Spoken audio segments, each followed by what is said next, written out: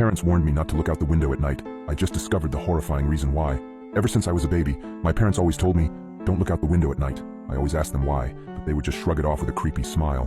As I grew older, I stopped questioning it, but I just never could have guessed the horrifying secrets my parents were hiding. Everyone in my town also followed this weird tradition, so I thought it was normal. That was until I went to college and noticed that none of the other kids were like this. So during Christmas, when I went to my parents' house, I remember them telling me not to look out the window. I gave them a smile and a small chuckle before telling them I wouldn't. However, curiosity struck me the moment they left the room. As I lay in the dark, I came to a decision. I was going to look out of the window. Just as my hand came to the sheer white curtain of the guest room, I paused. My mind flashed to that one time when I was 12. My parents were talking in the kitchen. I was home with the flu and was about to make my way to the sink for some water, but I stopped at the doorway. I hid behind the wall, peeking my head out from the doorway just an inch. My mother was crying and my father was holding her and rocking. That poor little girl. I feel horrible for her family, whispered my mother. My father just nodded and continued holding her. I went back to my room after that. Several hours later, my dad came up to my room with several pieces of wood and boarded up my windows. What are you doing that for, Dad? I asked him. Oh, it's nothing. Just safety reasons, he replied.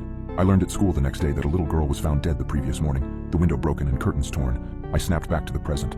My hand drew back from the curtain. I shook my head, cursing myself for being so weird. What was the worst that could happen? It was just a window, it couldn't hurt me, right? As I reached my hand out again, my instinct was telling me to stop. My gut twisted as I reached nearer and nearer. Just as I touched the curtain, a painful howl came from the forest surrounding the house. I flinched back, deciding to just lay down and try to get some sleep. I forgot how hard it was to get sleep in my hometown. Every night, coyotes howled for hours everywhere in town, or at least I thought they were just coyotes. The next night, I woke up in a cold sweat. I glanced over at the alarm clock next to my bed. It was midnight. I groaned and sat up in bed. A low growling sound from outside of my bedroom window.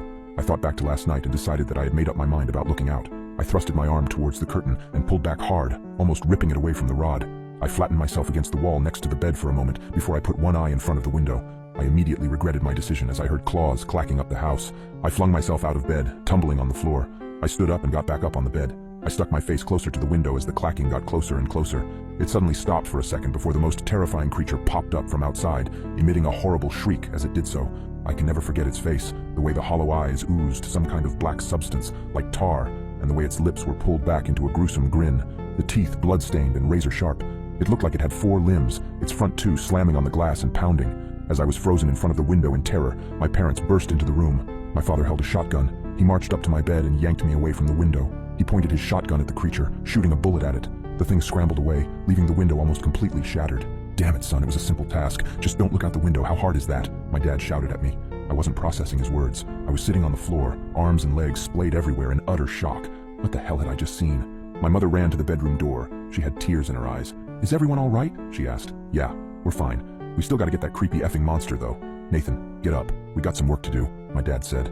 I got up as soon as I could. My dad thrust the shotgun into my arms and marched downstairs. He opened the basement door and descended, coming back with a machete and some kind of spray bottle. He sprayed the liquid onto the machete before walking to the front door and wait.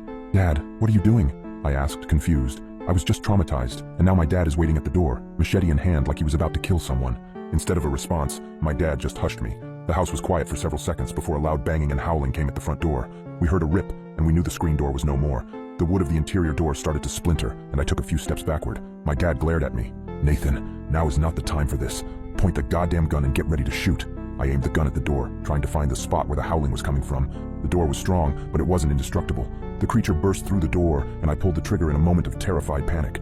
My dad knelt down and brought his machete down on the abomination's head. The howling ceased, and my mom rushed forward with a tarp to cover the spot where the door was destroyed. Honey, are you okay?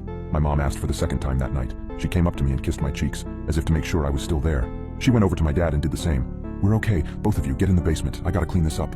I asked, basement?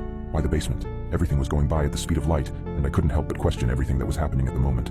Let's just get in the basement. Your father needs to clean up, my mom said, grabbing my arm and pulling me to the basement. We sat on the couch down there for what seemed like hours before my dad came in and put the machete up.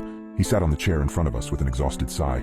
The three of us sat in silence for a few minutes. In that time span, my brain was able to come up with a coherent sentence. Dad, what was that thing? He just looked up at me, eyes dark, and said, Where do you think that howling came from?